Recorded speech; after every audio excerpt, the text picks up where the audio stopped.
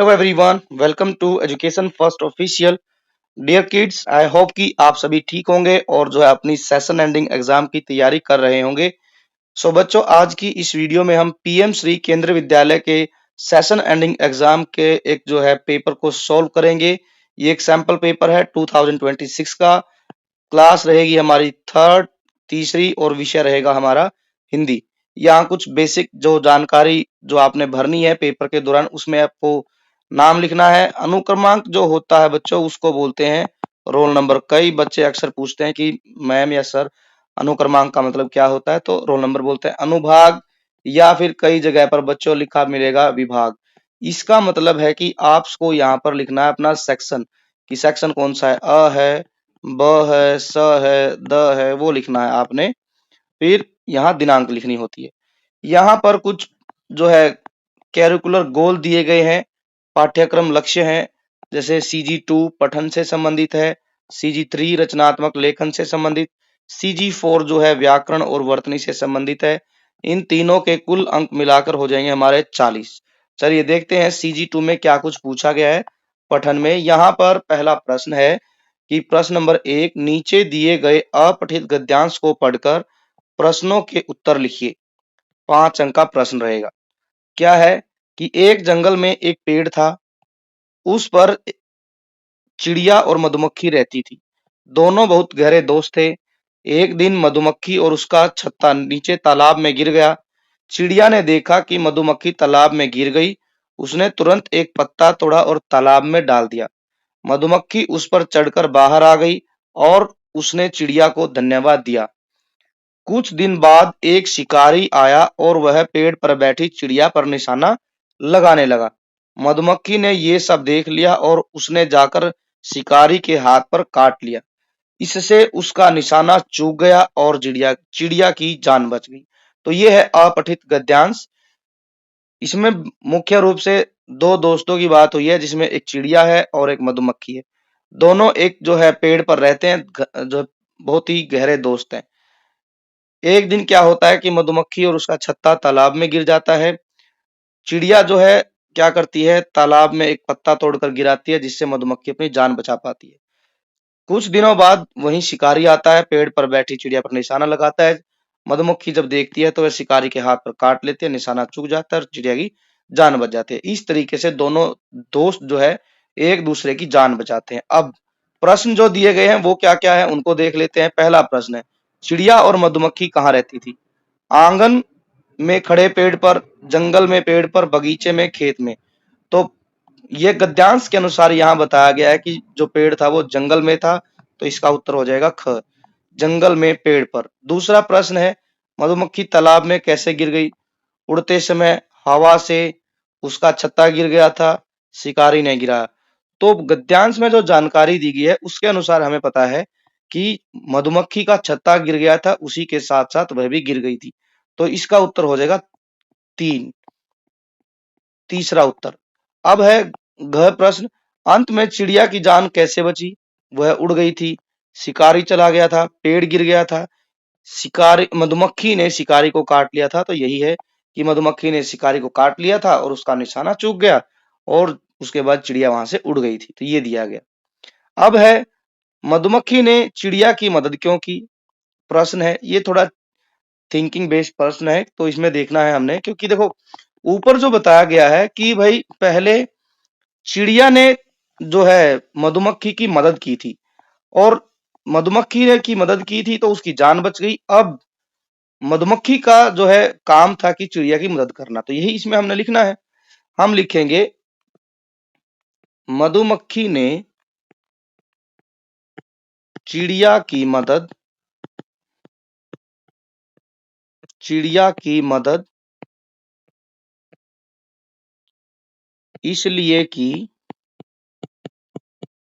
इसलिए की क्योंकि जब मधुमक्खी तालाब में गिरी थी तो चिड़िया ने भी उसकी मदद करके जान बचाई थी, जान बचाई थी। तो इसीलिए क्या हुआ कि मधुमक्खी ने भी रिप्लाई में उसकी मदद की। अब अगला प्रश्न क्या है? आप अपने मित्र सहेली की मदद किस प्रकार करते हैं? कोई दो उपाय लिखिए।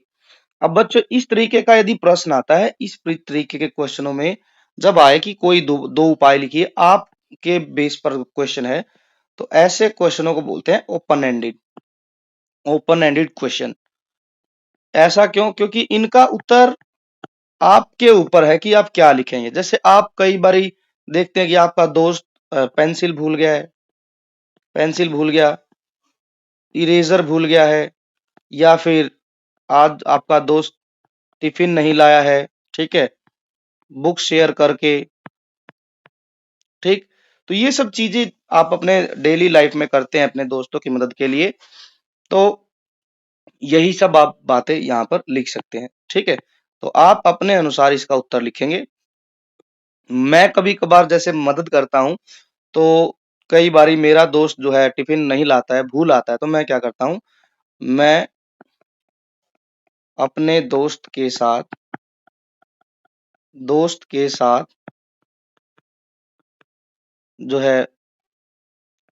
जो है लंच साझा करता हूँ, ये हो गया है।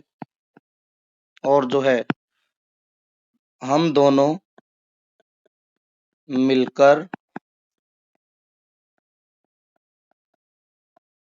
एक साथ खेलते हैं,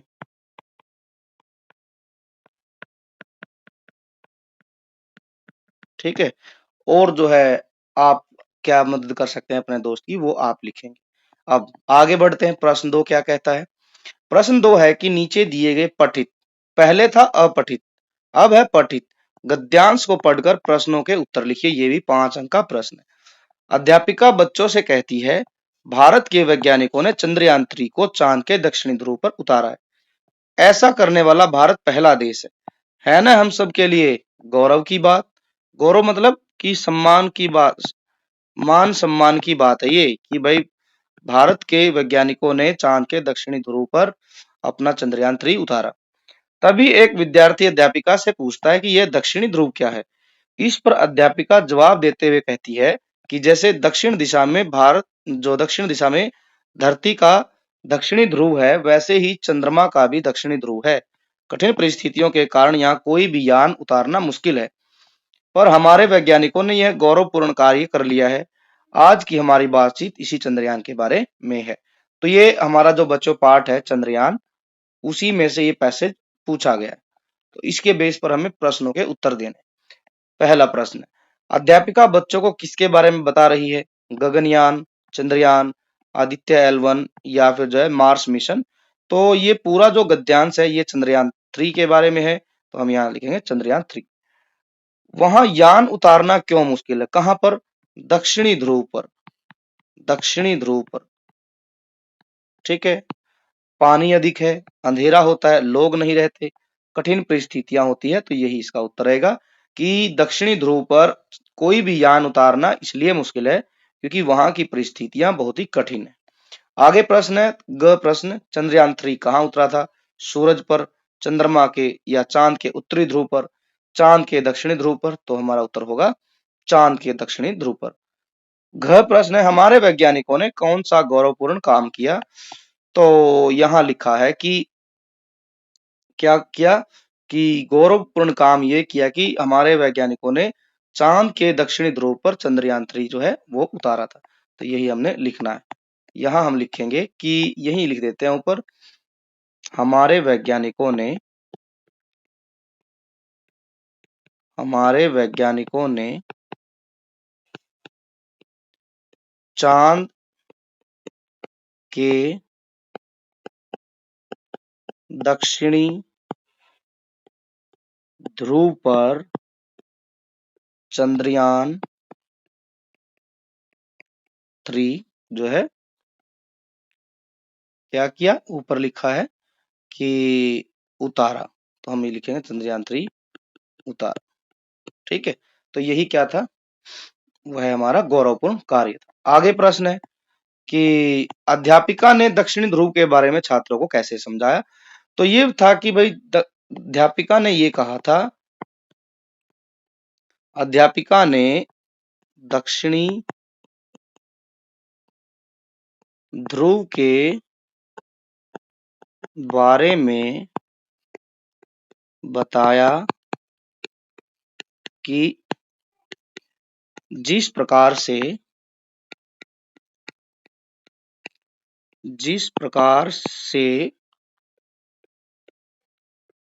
पृथ्वी का दक्षिणी भाग दक्षिणी ध्रुव है, उसी प्रकार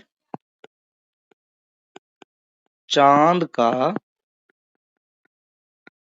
भी दक्षिणी हिस्सा दक्षिणी ध्रुव है। तो इस तरीके से हमने लिखना है, ये हमारा उत्तर होगा। इस तरीके से बताया था कि जिस प्रकार से पृथ्वी का दक्षिणी भाग दक्षिणी ध्रुव है, उसी प्रकार से जो चांद है, चांद का भी दक्षिणी हिस्सा दक्षिणी ध्रुव है। तो ये हम यहाँ पर लिखेंगे। अब आगे बढ़ते हैं। प्रश्न 3 क्या है? लिखा है कि नीचे दिए गए पठित पद्यांश, अब है कविता का एक भाग है, उसको पढ़कर हमें प्रश्नों के उत्तरों को लिखना है। जो कविता क्या है? भारत तू है हमको प्यारा, तू है सब देशों से न्यारा, मुकुट हिमालय तेरा सुंदर, धोता तेरे चरण समुंदर, गंगा यमुना की है धारा, जिनसे है पवित्र जग सारा, अन्न फल फूल जल हैं प्यारे, तुझ में रत्न जवाहर न्यारे, राम कृष्ण से अंतर्यामी, तेरे सभी पुत्र हैं नामी। तो ये जो बच्चों हमारी कविता है, भारत कविता, वही दी गई है यहाँ पर। अब इसके प्रश्न देख लेते हैं कौन कौन से हैं। भारत का मुकुट किसे कहा गया है? समुद्र को, गंगा को, मैदान को या हिमालय को? तो हिमालय जो है उसी को ही जो है भारत का मुकुट कहा गया है। कौन सी नदियां पवित्र बताई गई हैं? नर्मदा, ताप्ती, गंगा यमुना। तो गंगा यमुना हमारा सही उत्तर हो। कविता के अनुसार भारत में क्या क्या प्यारे हैं? खिलौने, कपड़े, घर, सड़क, अन्न, फल, फूल, जल, पहाड़, रेगिस्तान। तो कविता के अनुसार जो प्यारे बताए गए हैं वो है अन्न, फल, फूल, जल। तो ये होगा तीसरा उत्तर। आगे बढ़ते हैं। अब भारत सब देशों से न्यारा क्यों है? क्योंकि यह सब देशों से प्यारा है और इसकी जो हम कह सकते हैं कि नदियां, पहाड़, पर्वत, झरने, ये जो है इसकी शोभा बढ़ाते हैं, इसीलिए जो है ये सब देशों से न्यारा है। ये हम लिखेंगे उत्तर में, भारत सब देशों से न्यारा है। न्यारा है क्योंकि यहाँ की नदियां, पहाड़, झरने, जंगल और जो है फल फूल इसे दूसरे देशों से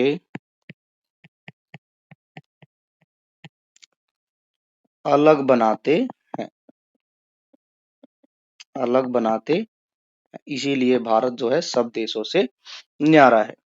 चलिए, ये हो गया है उत्तर। आगे बढ़ते हैं। आगे क्या है? भारत के चरण कौन धोता है? तो हम लिखेंगे यहाँ पर, भारत के चरण समुंदर धोता है। कविता में समुंदर ऐसे लिखा गया है, सही में इसको ऐसे लिखेंगे। दोनों ही सही हैं वैसे भी, समुद्र धोता है, ये हम इस प्रकार से लिखेंगे। ये हो गया हमारा कविता से संबंधित प्रश्न। आगे है, यहां लिखा है CG3 में रचनात्मक कार्य में कि कहानी बनाकर लिखिए शेर और चूहा। अब जैसे ही आपने शेर और चूहा के बारे में सोचा तो आपने जरूर ये कहानी पढ़ भी रखी है। 5 अंक का यह प्रश्न है। ये कहानी जो है शेर और चूहा आपकी दूसरी जो कक्षा थी उसमें भी एक कहानी थी। ठीक है, तो आप उसी को भी यहाँ लिख सकते हैं। उसमें कुछ इस प्रकार से लिखा गया था कि एक बार शेर पेड़ के नीचे सो रहा था, सो रहा था।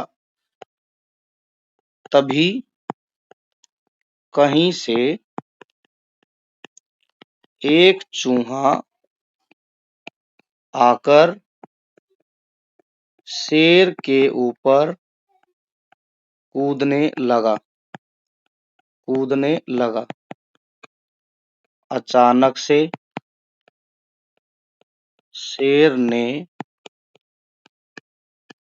चूहे को दबोच लिया, दबोच लिया या पकड़ लिया। चूहे ने शेर से कहा, क्या कहा? महाराज, मुझे छोड़ दो, मैं एक दिन आपके काम आऊंगा।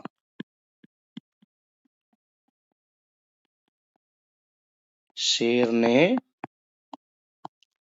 चूहे को छोड़ दिया, ऐसे लिखेंगे। फिर हम लिखेंगे एक दिन शेर अचानक से शिकारियों के जाल में फंस गया, शिकारियों के जाल में फंस गया। अब जाल में फंस गया तो गया और जोर जोर से चिल्लाने लगा,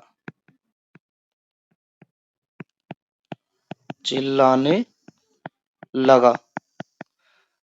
तभी चूहे ने शेर की आवाज सुनी, सुनी और दौड़ा, दौड़ा वहां आया, वहां आया और जाल को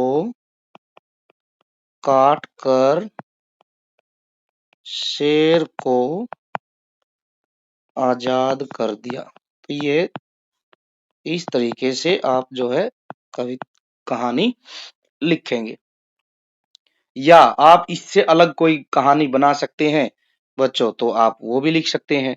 ठीक है, तो चलिए अब अगला प्रश्न देखते हैं। प्रश्न 5, किसी एक विषय के बारे में 60-70 शब्दों में लिखिए। मेरा गांव या मेरा प्रिय त्योहार। तो बच्चों आपको जो है किसी भी एक के बारे में लिखने हैं, या तो आप लिख सकते हैं मेरा गांव, या फिर आप लिख सकते हैं गांव में चंद्र बिंदु आएगा यहाँ पर, या फिर मेरा प्रिय त्योहार। तो किसी एक के बारे में आपने लिखना है। अब ये इच्छा आपकी है कि आप किसके बारे में लिखना चाहते हैं। मैं लिखूंगा यहाँ पर मेरा जो गांव है उसके बारे में।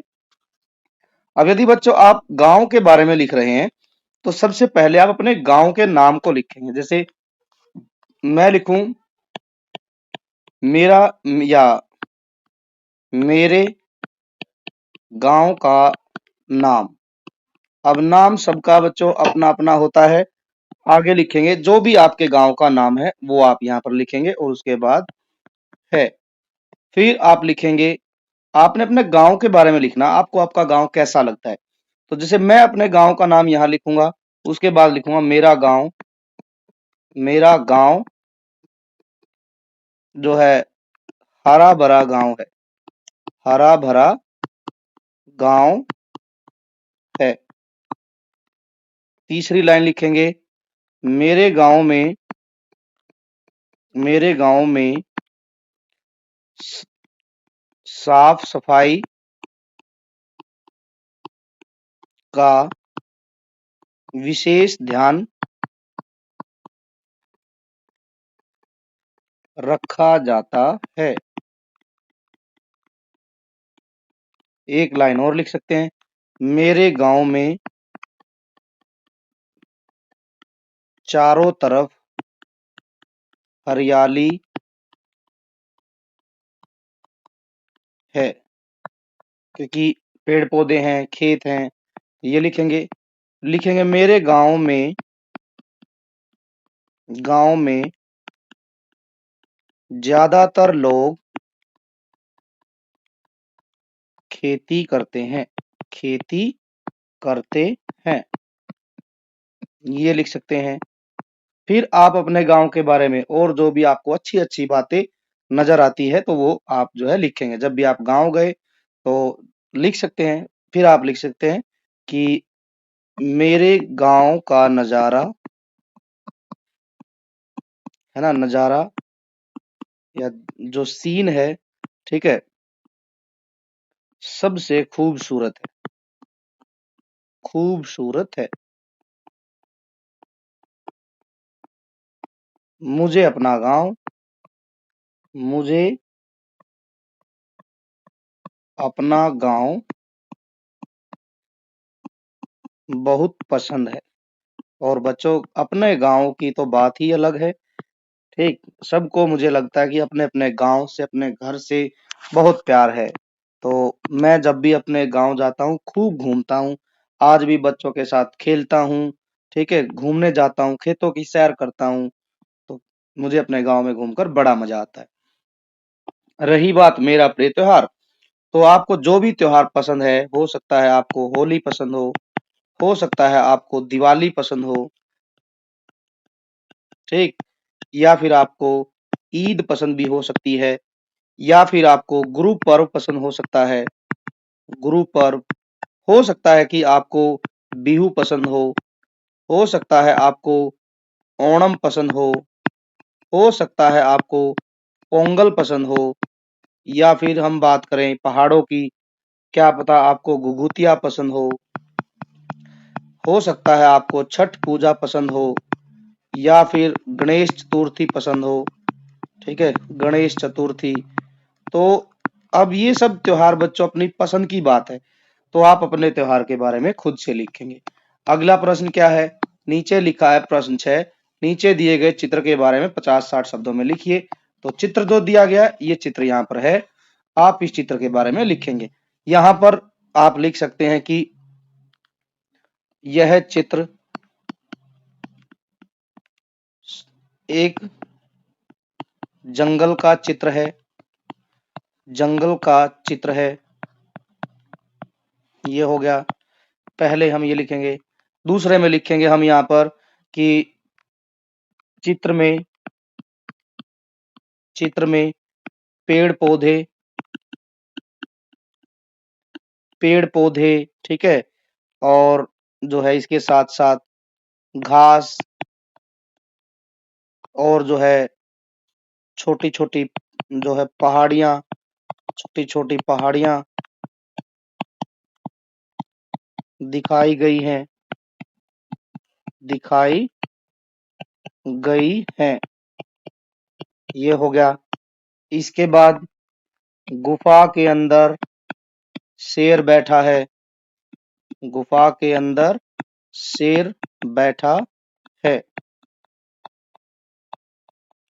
चौथा वाक्य हम लिखेंगे, गुफा के नजदीक, नजदीक जो है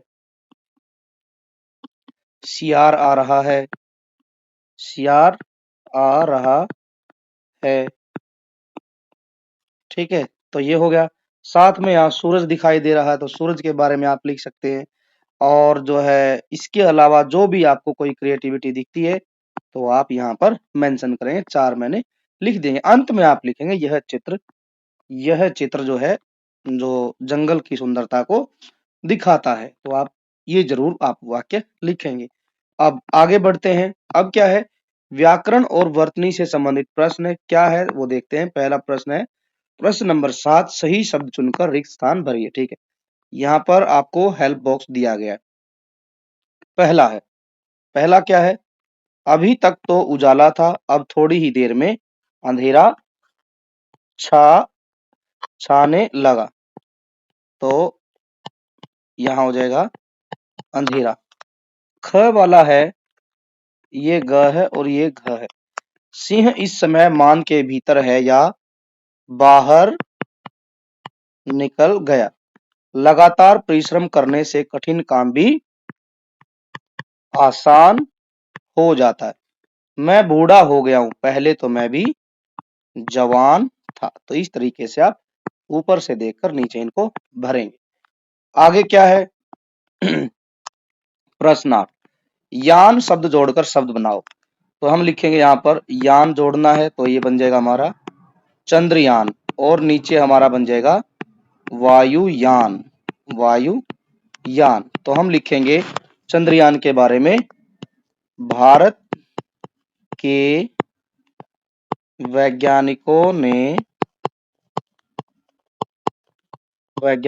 ने चांद पर चंद्रयान 3 भेजा। तो इस तरीके से हम लिख सकते हैं। वायुयान, एक बार मैं अपने पिताजी के साथ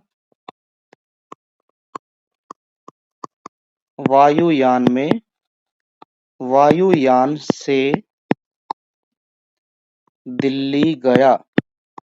ये लिख सकते हैं हम।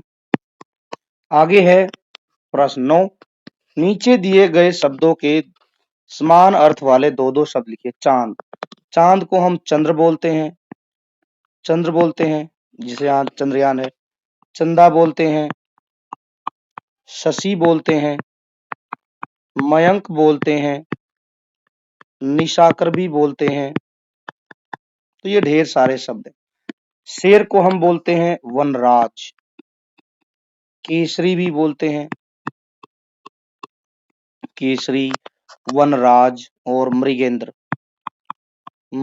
भी बोलते हैं। आगे क्या है, नीचे दिए, ये ऐसे नहीं आएगा बच्चों, दिए ऐसे लिखा जाता है, आपको पता ही है। गए अनेक शब्दों के लिए एक शब्द लिखिए, ठीक है।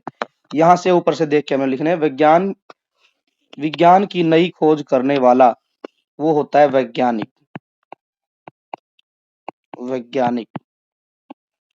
देश की रक्षा करने वाला सैनिक, तो हम यहाँ पर लिखेंगे सैनिक। आगे है खेतों में अन्न उगाने वाला कृषक। क्या हो जाएगा, कृषक। कृषक मतलब होता है किसान। तो आप ये भी लिख सकते हैं। आगे बढ़ते हैं। अब आगे क्या है, प्रश्न 11 दिया गया है, दिए गए मुहावरों का अर्थ लिखकर उसका वाक्य में प्रयोग करिए। सिर चकराना मतलब घबराना, सिर चकराना, घबराना। तो अब इसमें आप अपने हिसाब से कोई भी वाक्य बनाएंगे। ये ध्यान रखना है बच्चों, जब हम वाक्य बना रहे हैं तो अर्थ का वाक्य में प्रयोग नहीं करेंगे, जो मुहावरा है उसका प्रयोग करेंगे। जैसे हम लिख सकते हैं कि जो है, परीक्षा में पेपर को देखकर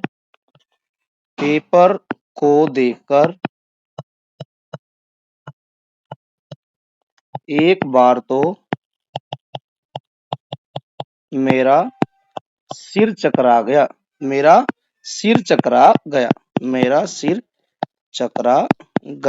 था। तो ऐसे भी लिख सकते हैं, ठीक है। आगे बढ़ते हैं।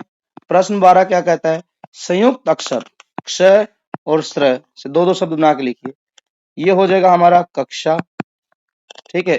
और दूसरा आप लिखेंगे, आप पर छोड़ दे दूसरा। श्र से हम लिखेंगे परिश्रम, श्रम, श्रमिक। कई बार आपने किसी बच्चे का नाम भी सुना होगा, श्रवण। ये भी हो गया है। अब आगे है सही अर्थ की जोड़ी बनाकर लिखिए, ठीक है। मैच ही कर देते हैं। कंठ मतलब गला, तो यहां हम लिखेंगे कंठ, गला। पहनावा, वेशभूषा, हम यहाँ लिखेंगे पहनावा, वेशभूषा। विविध, कई प्रकार, विविध क्या हो जाएगा, कई प्रकार। तो इस तरीके से हम लिखेंगे। आगे है, आगे क्या दिया गया प्रश्न, प्रश्न 14 है, समान ध्वनि वाले शब्दों को लिखिए। सारा हम लिख सकते हैं प्यारा, न्यारा, ठीक है, खारा भी लिख सकते हैं। गोला, जैसे एक पिटारा हमने खोला, उसमें से निकला गप्पू गोला, ठीक है, ये हो गया। ठीक, ये लिख दिया। चौला, बौला, ये हम लिख सकते हैं। अब आगे है, नीचे दिए गए शब्दों के दो सही अर्थ लिखिए और अलग अलग वाक्य। फल, फल एक तो होता है खाने वाला फल, खाने वाला फल जिसमें हम फ्रूट बोलते हैं। फल एक होता है परिणाम, मतलब रिजल्ट। इसमें हम लिखेंगे जो है, फल खाना सेहत के लिए अच्छा होता है, ये हम लिख सकते हैं, अच्छा होता है। दूसरा हम लिखेंगे परिणाम, मतलब इसका हम लिखेंगे फल, है ना, मेहनत का फल आज नहीं तो कल मिलता जरूर है, मिलता जरूर है। या फिर आप सीधा आसान सा भी लिख सकते हैं, मेहनत का फल मीठा होता है, ऐसे लिख दो आप, ठीक है। अब प्रश्न 16, नीचे दिए गए तालिका को पूरा कीजिए। पत्ते के रूप में खाए जाने वाली सब्जियां, ढेरों सब्जियां हैं, हमने 3 ही लिखनी है। पालक लिख सकते हैं हम, पत्ते के रूप में हम मेथी खाते हैं, मेथी के पत्ते होते हैं। अभी तो सर्दियों का सीजन है, तो साग भी जो बनता है, सरसों साग, वो भी पत्ता ही है, सरसों साग। बथुआ बनता है हमारे इधर तो भाई, बथुआ है। या फिर हम पत्ते के रूप में और भी कई सारी चीजें, जैसे धनिया, धनिया पत्ता हम यूज करते हैं।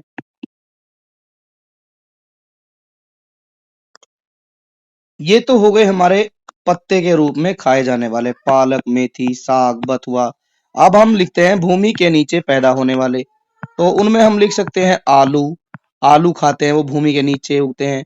मूली, गाजर, शलगम, तो ढेर सारी जो सब्जियां हैं वो भी भूमि के नीचे उगती हैं, ठीक है। तो इन जैसे अदरक है, अदरक भी हम खाते हैं। तो ये सब, लहसुन है, ये सब जो है हम जो देखते हैं, ये जमीन के नीचे जो है ग्रो करती हैं, उखाड़ते हैं और फिर हम खाते हैं। तो बच्चों, ये हमने यहाँ पर लिखनी थी। तो ये था हमारा कक्षा तीसरी का हिंदी का पेपर। आई होप कि आपको ये पेपर अच्छा लगा होगा। वीडियो यदि आपको पूरी अच्छी लगी है, पेपर समझ आया, तो वीडियो को लाइक कीजिए, ज्यादा से ज्यादा आप अपने दोस्तों के साथ शेयर कीजिए, और जो है education first official YouTube channel को आप सब्सक्राइब भी कीजिए, ताकि आने वाली जो वीडियो है, नेक्स्ट वीडियो, उसका नोटिफिकेशन आपको मिलता रहे। और बच्चों, आप जो है एजुकेशन फर्स्ट ऑफिशियल चैनल में अपनी स्टडी को या अपनी प्रिपरेशन को मजबूत करने के लिए जो है, आप एजुकेशन फर्स्ट ऑफिशियल को पेज को जो है यूट्यूब पर ज्वाइन भी करें।